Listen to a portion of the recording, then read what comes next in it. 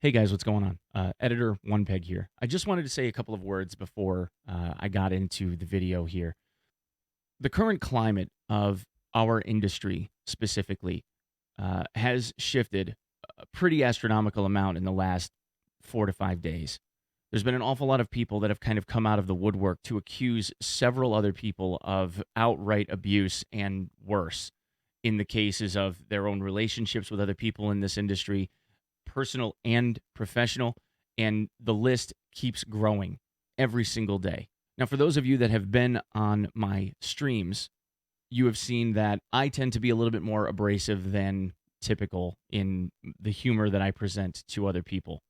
You know, we have a tendency to kind of browbeat one another. You guys pick on me, I pick on you, and it just kind of keeps going from there.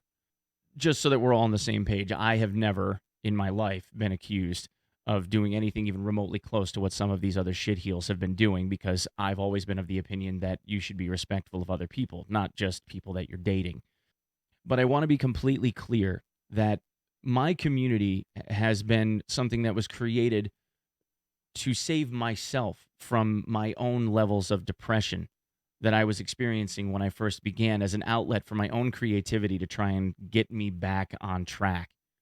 And that evolved into something where I've gotten constant repeated messages from other people about how they are able to use the streams, the jokes that I make, and videos like this as an escape from their own levels of depression and other difficulties that they have going on in their life.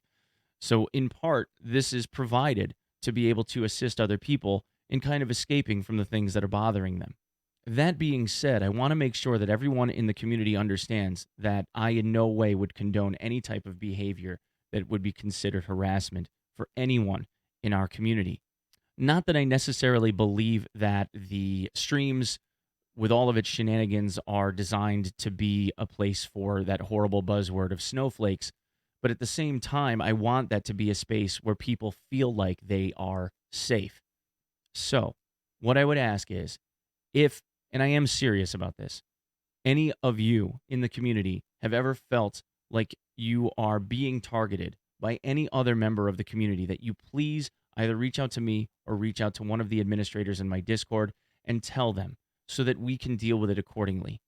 We may not be able to do much past what we can control inside of our own community, but at the very least, I can make sure that what it is that I am providing for all of you is something that is considered safe for everyone.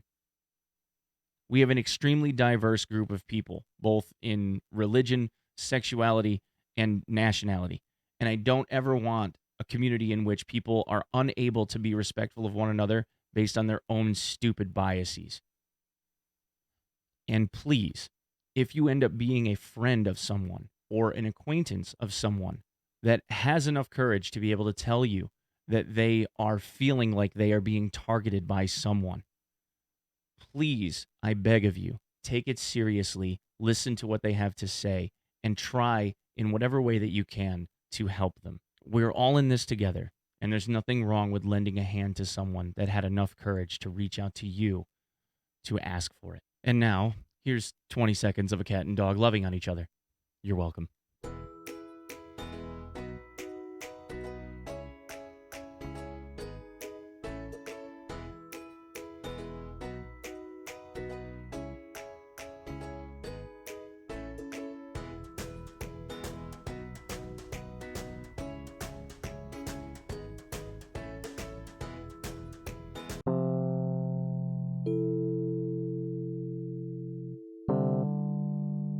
Hey guys, what's going on? It's Onepeg.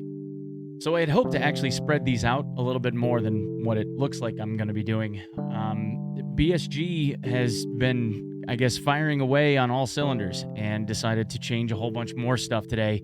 A couple of things ended up being kind of major.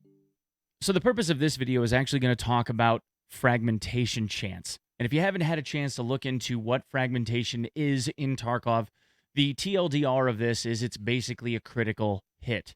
Now, there is an awful lot of contention about whether or not critical hits should be something that actually gets used as a mechanic inside of Tarkov, but we're going to set that to the side. Now, if you want some more really in-depth information, Veritas did a really, really good job explaining how penetration and fragmentation chance works in the game of Tarkov, so I won't beat a dead horse with this. And I'll put a link in the description so that you guys can check that out if you want to. But the short version of this is that almost every type of ammo in the game has a chance to fragment, although that's only on paper. It doesn't actually have a chance to fragment for every single type of ammunition. For instance, ammunition that has a 100% chance to fragment, like buckshot, for instance, actually can't ever fragment because it's tied to how the penetration mechanic in Tarkov works. If you want a rule of thumb, 27 penetration is kind of the threshold. If a round doesn't have at least 27 pen, it cannot fragment because it never has the ability to penetrate even the most simplistic of armor. But there's something about fragmentation and the chances of which that even I didn't know, having done as many of the Little Things series and looking into all of the intricacies of Tarkov and how they work along the way. And that is that fragments of rounds aren't just an on-off switch, meaning that if a round fragments, it isn't just a single extra hit. It can actually, or used to be, upwards of even 6 additional hits. In the case of 5.7 ammunition, specifically the SS-198 LF rounds, you could end up actually getting up to 6 fragments for a 6x critical hit when you get shot by a single round of that LF ammo.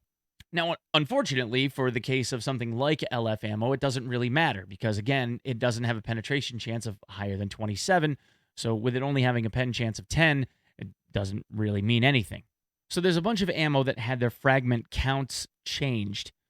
5.45 FMJ, 5.56 HP rounds, 4 separate types of 9x18 ammo, and the Action SX 4.6 round all had their counts of fragments reduced from a maximum of 5 to a maximum of 3.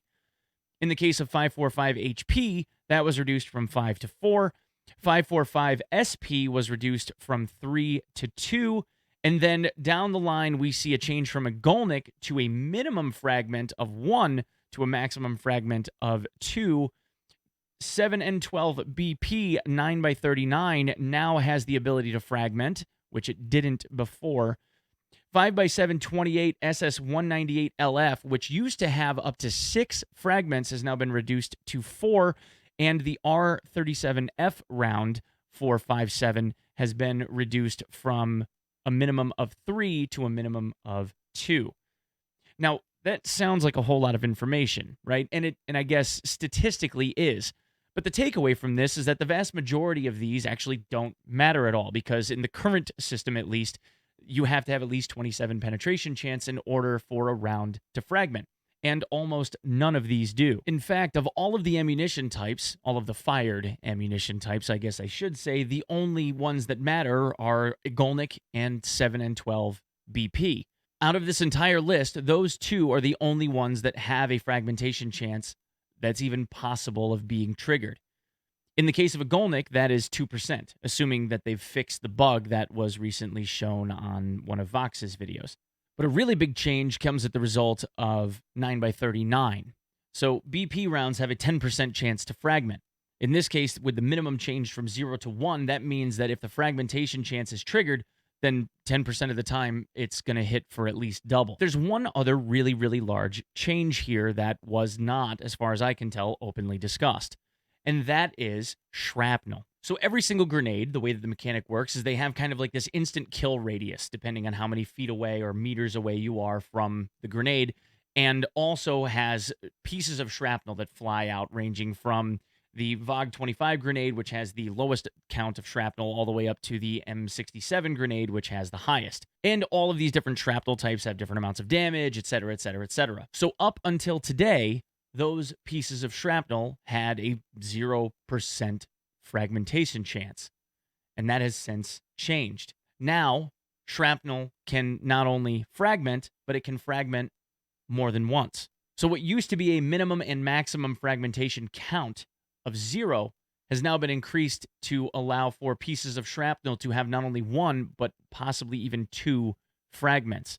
that means that we're looking at potentially double and even triple the amount of damage from grenades that we've seen in the past.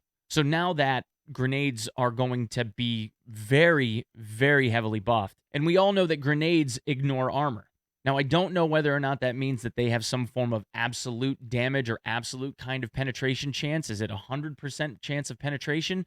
Because it doesn't damage armor when it explodes, but it also completely bypasses the armor to begin with. If that's the case, and it does count that pieces of shrapnel are hitting your body, that also means that if shrapnel has a, say, 100% chance to penetrate, then that also means that it's going to be a flat percentage chance for that shrapnel to fragment. Depending on what the fragmentation chances are of things like shrapnel, that means that we could easily see a 2 to 3x multiplier on the amount of damage that something like a grenade is capable of putting out, which means that something that was already incredibly lethal is now even more so. Something like a VOG 25 grenade that was already incredibly hard to escape from could potentially be a guaranteed death sentence if it goes off anywhere near someone, even given the incredibly low count of fragments that comes off of that grenade.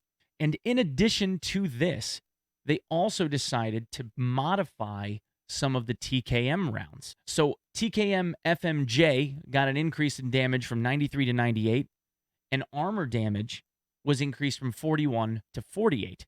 EKO rounds had their damage increased from 68 to 73, with armor damage going up to 40 from 30. And Gexa had its damage increased from 102 to 110, making it even that much more lethal. I think what they're trying to do here is balance the amount of damage output that's capable for at least soft targets from something like a 209 and trying to balance that out with how much recoil you're seeing from a gun like the 209.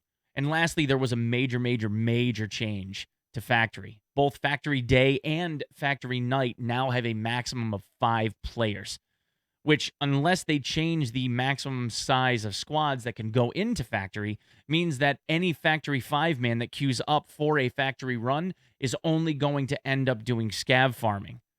So I don't know how this is going to play out, but it seems to be a little bit strange that they would basically allow for a pure PvE experience with a stacked 5-man squad, assuming that they don't run into too many player scavs, I guess. But when you know that you don't have any other, human elements to deal with on the map, at least insofar as kits that people designed to bring in, that kind of stacks the deck a little bit, don't you think? I don't know. Maybe you guys have an opinion on that one. Anyway, guys, thank you so much for all of your time. I will see you bright and early on stream, 9 a.m. Eastern Standard Time, give or take a half hour, and we'll go from there. All right? Thank you so much. Peace.